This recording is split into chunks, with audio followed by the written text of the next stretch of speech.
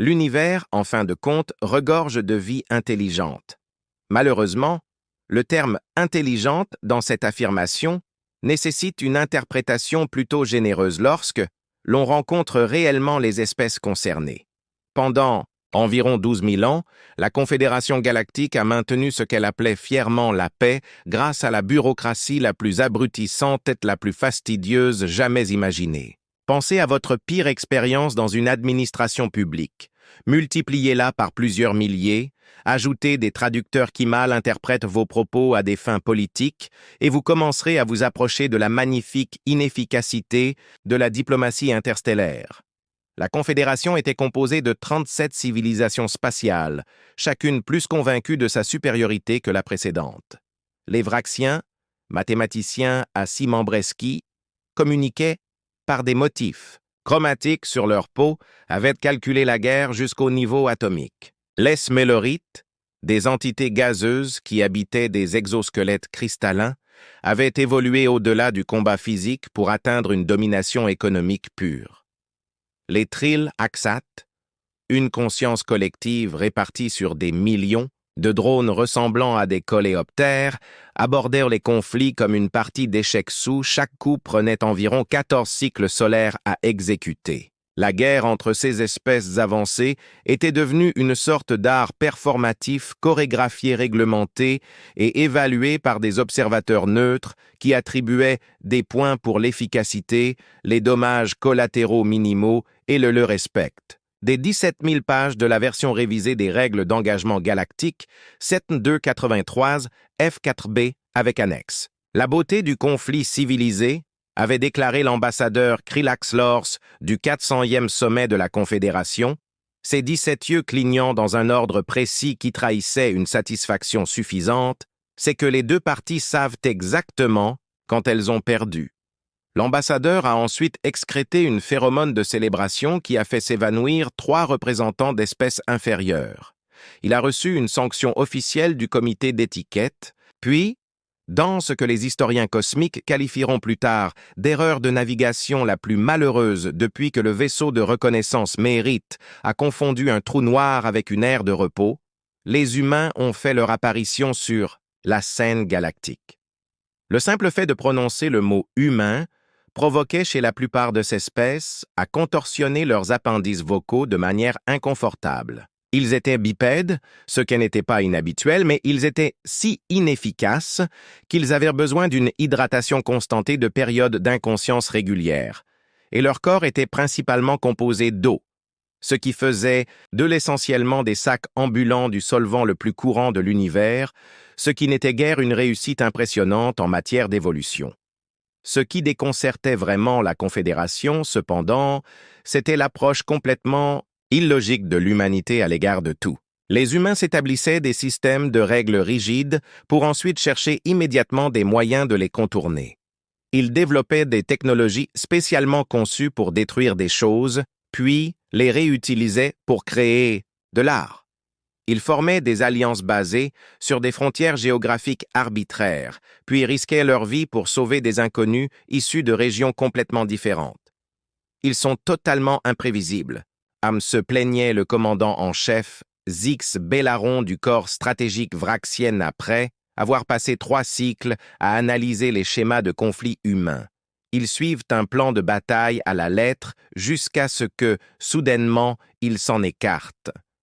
Sans raison apparente, si ce n'est que quelqu'un ace qu'ils appellent une intuition ou un mauvais pressentiment. Comment quantifier une intuition? L'exosquelette du commandant devint violet foncé, l'équivalent vraxien de lever les mains au ciel en signe d'exaspération. La Confédération avait bien sûr établi des protocoles de premier contact pour les espèces spatiales nouvellement découvertes. L'humanité était classée en tant que civilisation de classe 3, techniquement capable de voyager dans l'espace, mais toujours sujette aux émotions, à une économie basée sur les ressources et, plus inquiétant encore, à la prise de décision individuelle. On leur a assigné des observateurs ayant un accès limité aux connaissances de la Confédération et ils ont généralement été traités comme des enfants qui se seraient égarés dans un établissement réservé aux adultes. De leur côté, les humains semblaient ravis de toute cette affaire.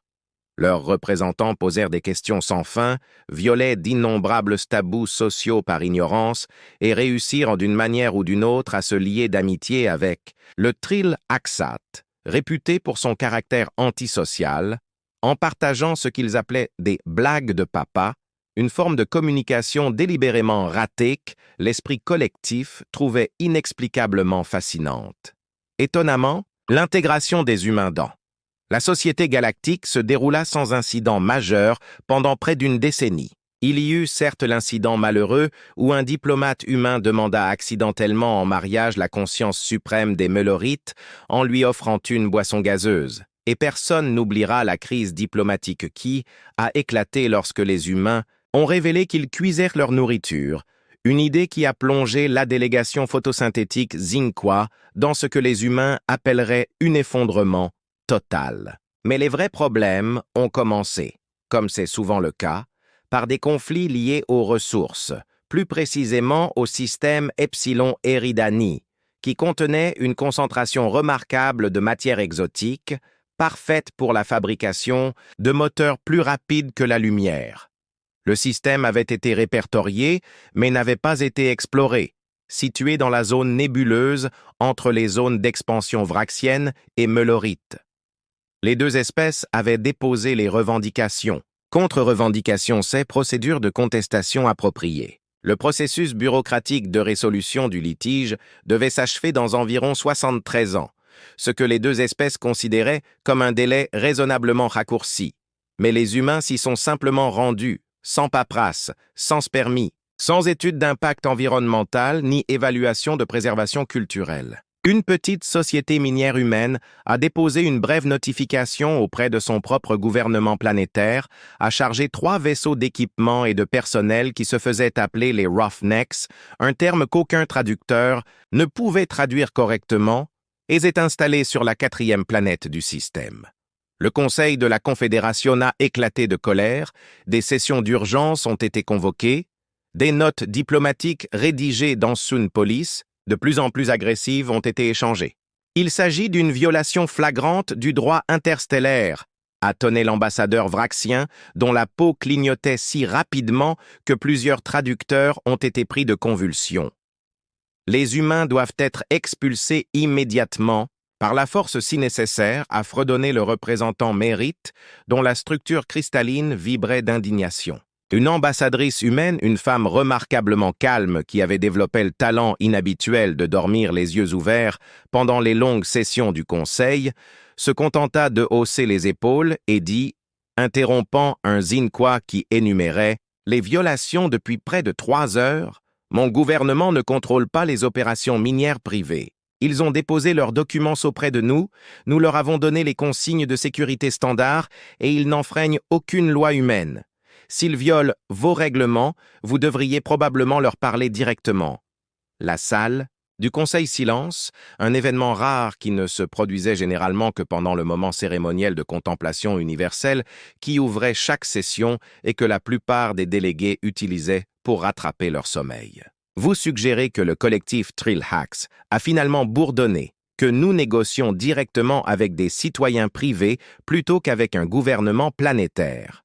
Ce concept semblait causer une douleur physique à l'esprit collectif. « Bien sûr, pourquoi pas ?»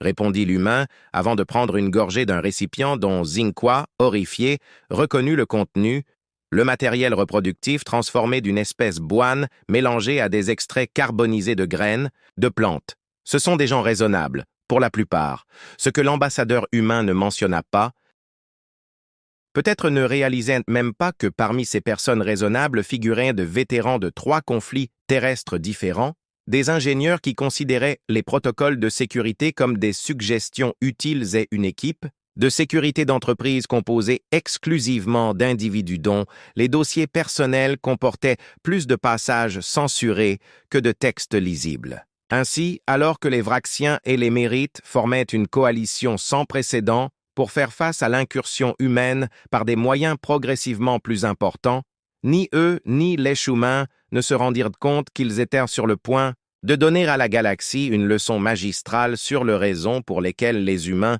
étaient la seule espèce capable de gagner une guerre sans même essayer ou plus exactement, sans même se rendre compte qu'ils étaient en guerre. La coalition vraxienne Méléroïde, un nom qui a nécessité 27 sous-comités et une conférence de 8 cycles pour être déterminée, a rassemblé ce qu'elle a modestement appelé la flotte de résolution. La flotte était composée de 37 navires de guerre chacun calibrés avec précision pour fournir exactement la force minimale nécessaire pour atteindre les objectifs tout en respectant les 17 000 règles de conflit. Le conseil de guerre de la coalition a passé 6 semaines à élaborer l'opération Rightful Claim. Un chef-d'œuvre stratégique en 12 phases qui aurait fait pleurer tous les historiens militaires. Le plan tenait compte de 97,3% des variables possibles, y compris l'activité solaire, les évaluations psychologiques, c'est les schémas migratoires de 4 espèces non sensibles présentes sur la planète contestée, dont personne ne se souciait, mais qui étaient protégées par l'annexe G du traité de préservation environnementale galactique. Cette opération servira d'exemple type de réponse proportionnée, a déclaré le grand amiral Zexver, dont les 26 distinctions pour excellence tactique étaient affichées, bien en évidence sur sa carapace supérieure. Les humains reconnaîtront leur erreur, se retirer avec un minimum de pertes et l'ordre correct d'allocation des ressources sera rétabli. Un tacticien subalterne leva timidement une appendice.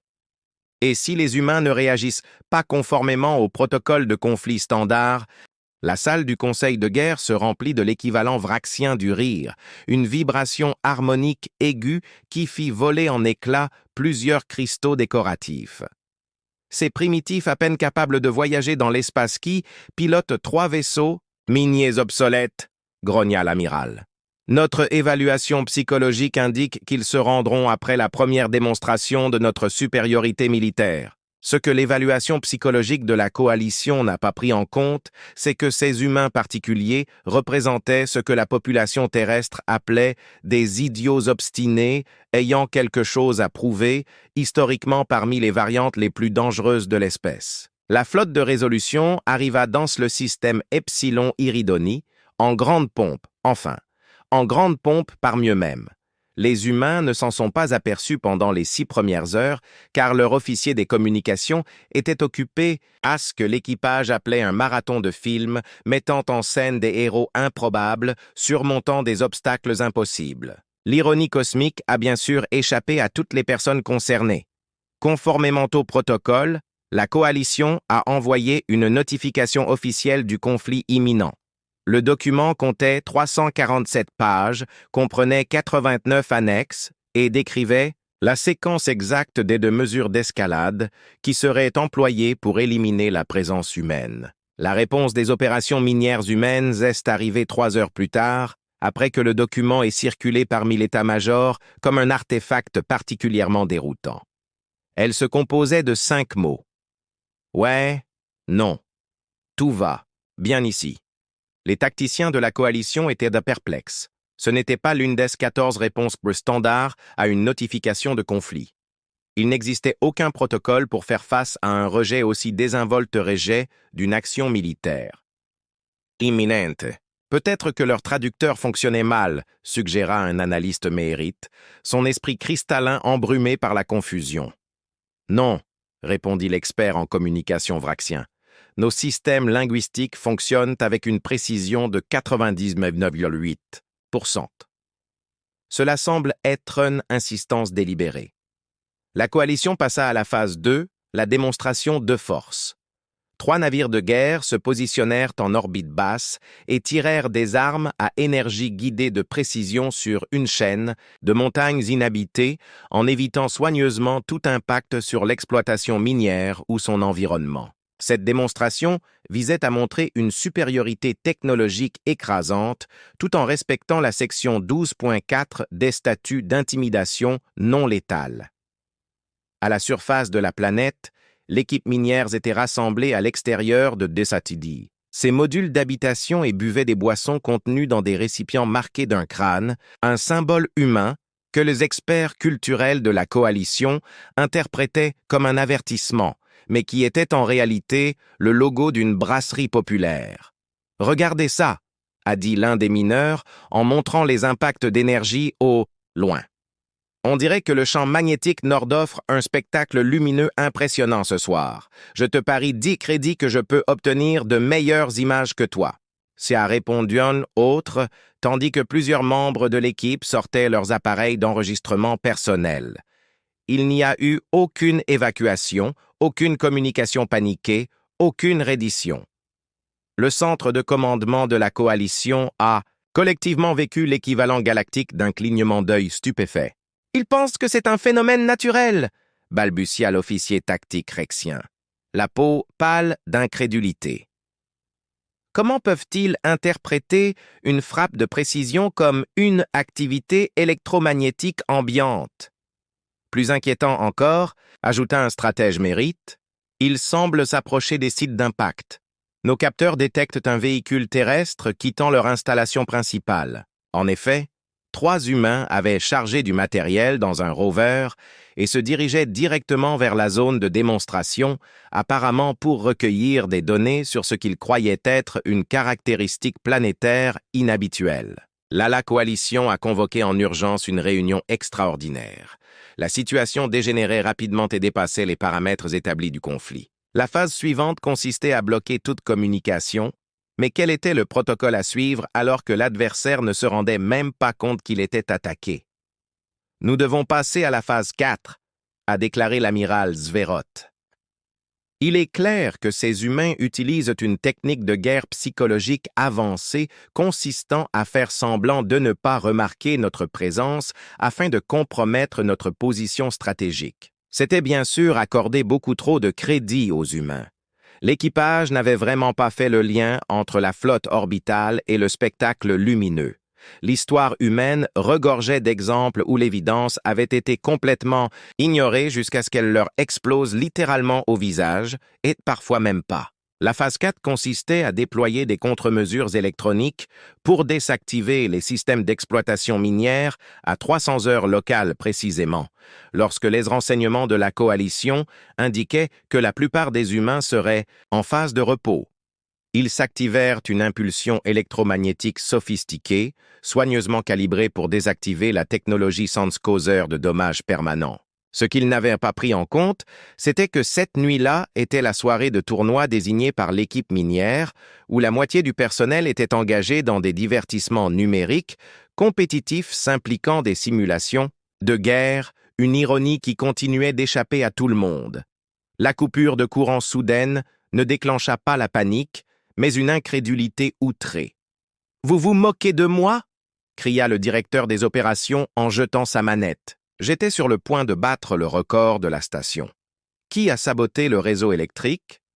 L'ingénieur en chef, une femme qui considérait les manuels d'équipement comme des romans passionnants, était déjà à mi-chemin du centre de distribution électrique. C'est probablement ces nouveaux condensateurs que nous avons installés la semaine dernière. Je vous avais dit qu'ils avaient en l'air bon marché. En 47 minutes environ, soit 1/8 du temps alloué par la coalition aux humains pour évaluer leur position vulnérable, l'équipe minière avait non seulement rétabli l'alimentation électrique, mais aussi considérablement amélioré son blindage électrique, partant du principe que la planète était sujette à des tempêtes électromagnétiques. Le conseil de guerre de la coalition était désormais une session d'urgence permanente. « C'est sans précédent !» murmura l'amiral, dont la confiance s'estompait pour laisser place à un beige institutionnel terne. Ils ont contré notre guerre électronique sans même reconnaître sa nature militaire, osa peut-être un jeune analyste mélérite. Nous devrions simplement ouvrir une communication directe et expliquer notre revendication territoriale. La suggestion fut accueillie par un silence horrifié. Une communication directe à ce stade violerait au moins 23 protocoles et nécessiterait de remplir des formulaires d'exemption rétroactive en triple exemplaire. Au lieu de cela, la coalition passa à la phase 6, contournant complètement la posture diplomatique. Une unité spécialisée de commandos rexiens fut envoyée pour infiltrer l'opération minière et sécuriser les systèmes clés, démontrant ainsi la futilité de toute résistance. Les 12 membres de l'équipe de commando, entraînés à 17 techniques d'infiltration différentes 7, équipés d'une technologie furtive de surveillant les environs, ce garde était profondément absorbé par un appareil de divertissement portable, riant de temps à autre de ce que le chef des commandos supposait être des informations classifiées. Conformément au protocole, l'équipe préparait des mesures d'incapacitation non létales lorsque, au moment où il s'apprêtait à frapper, le garde leva les yeux, aperçut les silhouettes partiellement dissimulées et, à la grande confusion du commandant, sourit largement. « Oh, les gars, vous devez être la surprise dont parlait le patron !» s'exclama le garde en rangeant son appareil. « Les costumes sont incroyables, tout le monde va être époustouflé. La fête ne commence que dans 1 heure, mais entrez !» s'exclama le garde en rangeant son appareil. « Les costumes sont incroyables, tout le monde va être surpris. La fête ne commence que dans 1 heure, mais entrez. Le traiteur est déjà installé dans le messol. » Avant que les commandos déconcertés aient pu réagir, ils furent accueillis avec enthousiasme dans les installations par un humain qui semblait croire qu'il faisait partie d'un rituel social. Le chef de l'équipe, face à une violation sans précédent des protocoles d'infiltration, a pris la décision en une fraction de seconde de maintenir leur couverture tout en évaluant cette situation inattendue. C'est ainsi que 12 membres des forces spéciales d'élite vraxienne se sont retrouvés dans le messol des installations minières, tenant maladroitement des assiettes de ce que les humains appelaient des nachos, tandis que l'équipe LS complimentait sur leur superbe costume d'extraterrestre et leur demandait s'ils pouvaient imiter voix de ce film avant le lendemain matin. Les services de renseignement de la coalition étaient en ruine, le conseil de guerre était au bord de la crise de nerfs collective et l'humanité ignorait encore qu'elle était en train de gagner la guerre simplement en étant elle-même chaotique et incompréhensible. Le lendemain matin, après ce que les archives de la coalition ont pudiquement qualifié d'anomalie de reconnaissance, l'amiral Zevarot a convoqué une réunion d'urgence du conseil de guerre. Son carapuce avait développé des fractures de stress et son discours mathématique habituellement précis s'était détérioré au point d'inclure ce que le traducteur rendait par des impossibilités anatomiques colorées. 17 cycles d'entraînement tactique, siffla-t-il. Et nos forces d'élite ont été vaincues par des vaisseaux de maïs et des boissons à base de céréales fermentées. L'équipe de commando, de retour à bord du vaisseau amiral à presse, qu'ils ont décrit comme le briefing de mission le plus confus de leur vie, avaient involontairement recueilli plus de renseignements que n'importe quel réseau d'espionnage de la coalition. Non pas parce qu'ils étaient particulièrement doués pour l'espionnage, mais parce que les humains, après avoir consommé suffisamment de ce qu'ils appelaient de la tequila, étaient là prêts à dire absolument n'importe quoi à n'importe qui. Les humains croient que nous sommes des représentants de leur industrie du divertissement, rapporta le chef d'équipe perplexe. Ils ont partagé des informations opérationnelles détaillées, des histoires personnelles sur leur vie reproductive et des opinions bien arrêtées sur des séries spatiales fictives qu'ils considèrent comme bien meilleuresques, ces imitations. Bon marché. Pire encore, les humains avaient pris des centaines de photos avec les commandos qui circulaient désormais parmi les mineurs avec des légendes telles que « la meilleure fête costumée de tous les temps » et « Dave de la comptabilité sait vraiment comment recruter », convainquant les extraterrestres que le conseil de guerre de la coalition était désormais confronté à un cauchemar stratégique. Poursuivre l'opération impliquerait de reconnaître que leurs forces d'élite avaient été prises pour des artistes de divertissement, tandis qu'abandonner signifierait admettre la défaite face à des primitifs qui n'étaient même pas conscients de l'existence d'un conflit. « Nous n'avons pas choix », déclara l'amiral. « Passer directement à la phase 9. » La phase 9 était expressément réservée aux situations où toutes les approches militaires conventionnelles avaient échoué. Elle impliquait le déploiement de drones de combat autonomes pour sécuriser les infrastructures clés sans risquer davantage de personnel. Les drones, des machines élégantes en vol stationnaire équipées de technologies d'immobilisation de précision, furent envoyés à l'installation minière avec l'ordre de sécuriser le centre de commandement et le réseau de communication. Ce que les stratèges de la coalition n'avaient pas pris en compte, c'était que l'exploitation minière humaine venait de recevoir ce matin-là une livraison d'aisesse-propres drones autonomes, des appareils encombrants à hélices conçus pour études géologiques, mais que l'équipage avait immédiatement reprogrammé pour ce qu'ils appelaient la course ultime de drones, un parcours d'obstacles. Alors que les drones militaires approchaient de l'installation, ils rencontrèrent des dizaines de drones de reconnaissance pilotés de manière erratique qui filaient à toute allure à travers un parcours improvisé constitué de conteneurs, de stockage, forant l'équipement et des marqueurs lumineux en suspension dans les airs. Les algorithmes de combat de la coalition, conçus pour identifier et neutraliser immédiatement les menaces, ont classé les drones humains comme des intercepteurs hostiles employant des manœuvres d'évasion avancées. S'ensuivit alors la première et sans doute la plus absurde bataille aérienne entièrement autonome de la galaxie. Les drones de la coalition, programmés pour une précision tactique, étaient totalement pris au dépourvu face aux trajectoires chaotiques des machines pilotées par des humains qui considéraient que le but de l'exercice était précisément que le crash était le but de l'exercice. Depuis le sol, les pilotes des drones humains regardaient avec stupéfaction leur équipement de reconnaissance rejoindre les visiteurs métalliques élégants. Le budget marketing de ces modèles doit être énorme. Ce sont sûrement des prototypes militaires. Je parie qu'ils coûtent plus cher que toute cette opération. Je parie 10 crédits que je peux en faire cracher un avant que les commandants de la coalition ne puissent passer outre les protocoles de combat autonomes. 3 drones militaires avaient été mis hors service par des collisions, 2 autres étaient désorientés par les trajectoires absurdes des humains et une avait été capturée par un ingénieur particulièrement entreprenant qui avait réussi à l'empêtrer dans un filet de pêche, un outil de chasse primitif qui s'était néanmoins révélé remarquablement efficace contre une technologie militaire valant plusieurs millions de crédits. À midi, l'équipe minière humaine avait démonté le drone capturé, procédait à une ingénierie inverse de son système de propulsion. Le soir venu, elle avait adapté la technologie pour améliorer son efficacité de traitement du minerai de 22% et fêtait cela avec une nouvelle réunion sociale où circulaient des substances psychotropes et des vibrations rythmiques fortes qu'il appelait musique. Le conseil de guerre de la coalition était désormais en plein désarroi. L'ex-représentant Melrit avait cristallisé dans une formation de stress qui n'avait pas été observée depuis 12 générations. Les tacticiens vraxiens affichaient des motifs de couleur qui n'existaient même pas dans leur spectre émotionnel standard.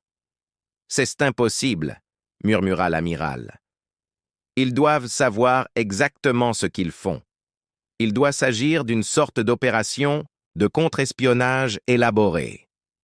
Aucune espèce ne pourrait démanteler accidentellement une campagne militaire soigneusement planifiée par pure inattention. Les rapports des vaisseaux d'observation devenaient de plus en plus inquiétants. Plutôt que de préparer leur défense, les humains étendaient leurs opérations. Du nouveau matériel était déchargé d'un vaisseau de ravitaillement qui était arrivé malgré le blocus supposé. Les vaisseaux de blocus s'étaient écartés, supposant qu'ils transportaient du personnel diplomatique puisqu'ils s'approchaient avec tant d'assurance. Des murmures paniqués se répandirent dans la flotte de la coalition. Les humains ne se contentaient pas d'ignorer la pression militaire. Ils prospéraient sous son joug. Certains membres d'équipage vraxiens commencèrent à signaler des hallucinations d'humains qui se cachaient dans les systèmes de ventilation et les observaient avec des yeux inquiétants et imprévisibles. Les commandants du vaisseau Mélorite, dont les formes cristallines étaient assombries par l'angoisse, commencèrent à interpréter l'interférence habituelle des communications comme des messages codés des humains. 3 vaisseaux ouvrirent même le feu sur une comète qui passait, convaincus qu'il s'agissait d'un vaisseau humain furtif. La coalition s'effondrait de l'intérieur. La précision de leur opération militaire avait été complètement sabotée par l'équivalent cosmique d'un enfant appuyant au hasard sur les boutons d'un appareil complexe et parvenant, d'une manière ou d'une autre, à le faire mieux fonctionner. Dans une dernière tentative désespérée pour sauver l'opération, l'amiral Zé Vorota autorisa, la phase 12, une manœuvre si rarement employée qu'elle était pratiquement théorique. Toute La flotte de la coalition allait exécuter une démonstration de force simultanée encerclant l'opération minière dans un déploiement de puissance militaire écrasante qui n'avait jamais. Les espèces rationnelles auraient pu ignorer les 37 vaisseaux de guerre qui se mettaient en formation avec une précision mathématique, leurs armes énergétiques chargées à des niveaux impressionnants, visuellement mais techniquement inoffensifs, leurs coques brillant à la lumière d'Epsilon Eridani. C'était un spectacle à couper le souffle de coordination et de puissance. Sur la surface de la planète, le nouveau membre de l'équipe minière, un spécialiste en géologie qui était arrivé avec le dernier vaisseau de ravitaillement, leva les yeux vers la disposition inhabituelle des lumières dans le ciel. « C'est étrange », remarqua-t-elle au directeur de l'installation. « On dirait des navires de guerre de la coalition en formation d'intimidation standard. Vous voyez cette disposition pentagonale? C'est la doctrine de combat classique des Véraxiens. » Le directeur plissa les yeux vers le ciel. « Comment savez-vous cela? »« Oh, j'ai travaillé en xénobiologie et j'ai rédigé ma thèse sur les protocoles militaires de la Confédération. » Il y eut un moment de silence, tandis que l'information faisait son chemin. « Êtes-vous en train de me dire, le directeur dit, lentement que nous sommes en plein milieu d'une confrontation extraterrestre? Plutôt à la fin, à en juger par cette formation. C'est leur dernier avertissement. » Le directeur prit une longue gorgée de café, réfléchissant à cette information avec un calme remarquable. Ah, on aurait pu penser que quelqu'un l'aurait mentionné lors du briefing du matin. Et juste à ce moment-là, alors que la coalition commettait son dernier acte militaire dramatique, les humains prirent conscience qu'ils étaient en guerre, 12 heures après que les humains aient enfin remarqué qu'ils étaient en guerre. Le conflit prit fin non pas par une bataille finale dramatique ou une négociation tendue, mais par une conférence téléphonique. « Si je comprends bien, » dit le directeur de la mine en fixant l'écran qui affichait le visage stressé de l'amiral Zexro, « vous essayez de nous chasser de ce rocher depuis 3 semaines, » corrigea l'amiral, dont le traducteur vocal peinait à traduire son épuisement. Nous pensions que les coupures de courant étaient dues à un problème technique et que ces drones sophistiqués dont nous avons déjà intégré la technologie à nos opérations minières ont augmenté notre efficacité de 30%. Les représentants de la coalition échangèrent des regards qui transcendaient les barrières entre les espèces et qui disaient tous « Sont-ils sérieux ?» Selon la loi de la Confédération, dit l'amiral d'un ton rigide, ce système fait l'objet d'une procédure de litige officielle entre les gouvernements vraxiens et mélérites. Le directeur prit une gorgée dans une tasse portant l'inscription « Earth's OKS Boss » avant de répondre « Oui, eh bien, d'après nos documents, nous avons déposé une réclamation standard auprès de Earth Central qui a vérifié les traités humains existants, n'a trouvé aucun conflit et a donné son feu vert à l'opération. Ce n'est pas notre faute si votre bureaucratie est plus lente que les processus géologiques. » Le géologue nouvellement arrivé se pencha vers le cadre. « À propos de ces minéraux pour lesquels vous vous battez, notre analyse préliminaire montre qu'ils ne sont pas ce que vous pensez. Les mesures de matière exotique provenaient d'un micro-organisme jusqu'alors inconnu qui imite ses signatures énergétiques comme mécanisme de défense.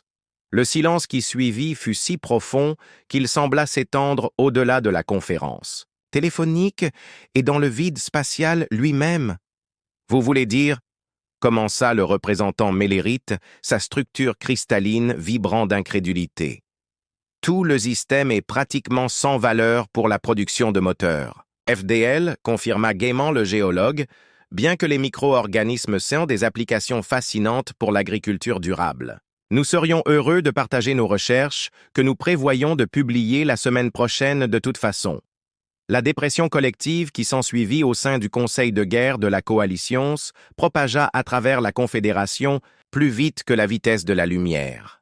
Des sessions d'urgence furent convoquées, des comités furent formés pour superviser d'autres comités et 742 formulaires furent créés spécialement pour traiter ce qui s'était passé. De leur côté, les humains ont invité les forces de la coalition à un barbecue de paix qui a abouti, d'une manière ou d'une autre, à la défection de 3 bureaux vraxiens qui ont ouvert un restaurant sur Terrette à la fragmentation de la Conscience Mérite, qui a voulu faire l'expérience de ce que les humains appellent se saouler à mort avec des boissons fermentées. Dans les archives diplomatiques de la Confédération, l'incident a été officiellement classé comme une opération d'interdiction conclue par la reconnaissance mutuelle de la non-viabilité des ressources.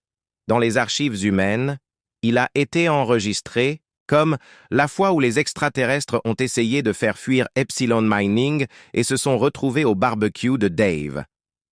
La Confédération a discrètement révisé ses protocoles de conflit pour y inclure une nouvelle clause d'exception humaine. Son contenu était simple: sites humains sont impliqués, les protocoles standards sont suspendus, passez directement à la communication directe, n'attendez rien, préparez-vous à tout.